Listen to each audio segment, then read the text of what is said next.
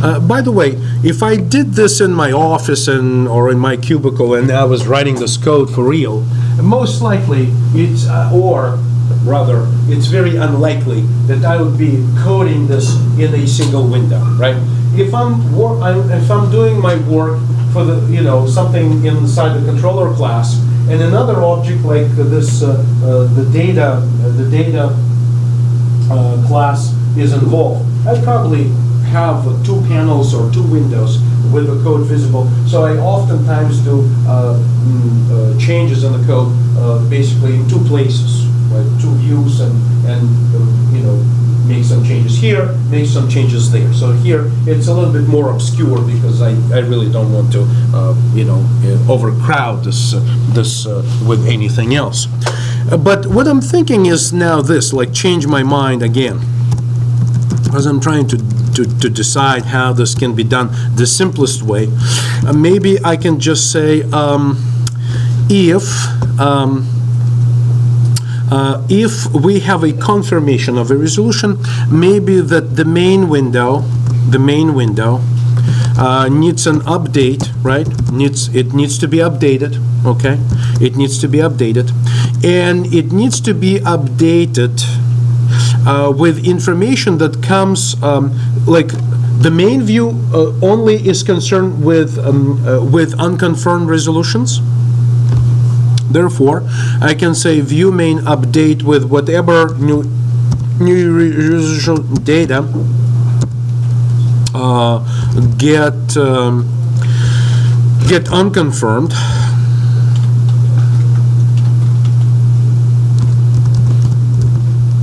Maybe something like that. Get unconfirmed. Okay. And likewise, if I do confirm, I need to say history. You should update yourself with the one that got confirmed. So you know what? I do need this string confirmed resolution equals confirmed. So I get this confirmed resolution string, right?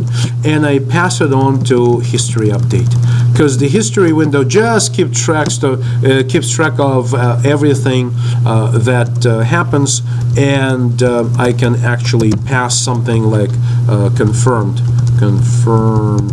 colon space and plus this, okay? So something like that.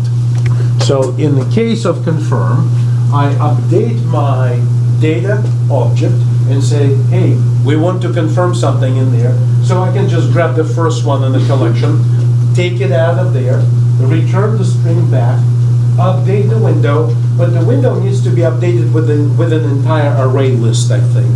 So get unconfirmed will probably return the whole array list of all of the resolutions. And finally, history update simply takes this string and appends it to the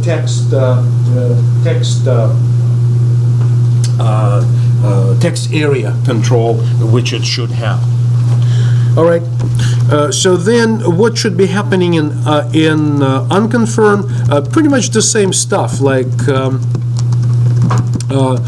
view main update because the view changes, and then view history basically update with the nullified, right? So nullified, and what's being nullified is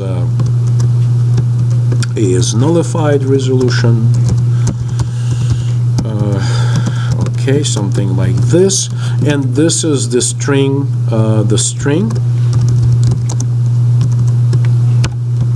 return by the nullify call, right? So I'm kind of like planning ahead. This is what I'd like to do, maybe. If I was able to implement these methods, like update methods in my windows, number one. Number two, confirm and nullify methods inside my data class, I may be pretty much on my way to where I need to be. And then The final thing is that, according to the homework assignment, what we need to say is that whenever there's a change, we have to make the history window visible, right? So history, view history dot set visible, right? It's a public and set visible true, right? So we can make it visible under both nullified and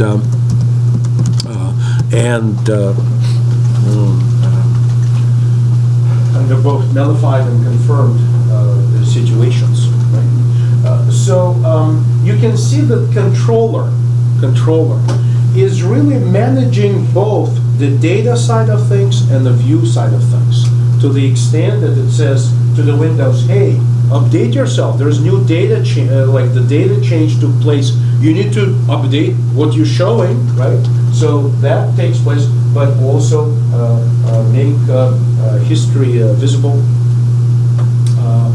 Window needs to become visible. So under no circuit, whether it's visible or not, I'm just telling to the window, make yourself visible so it'll show up.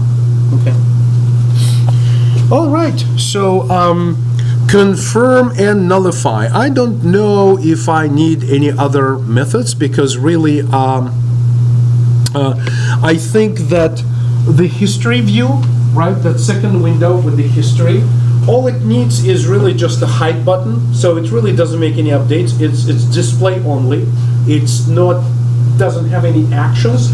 So I don't think controller needs to bother with any method supporting the history view.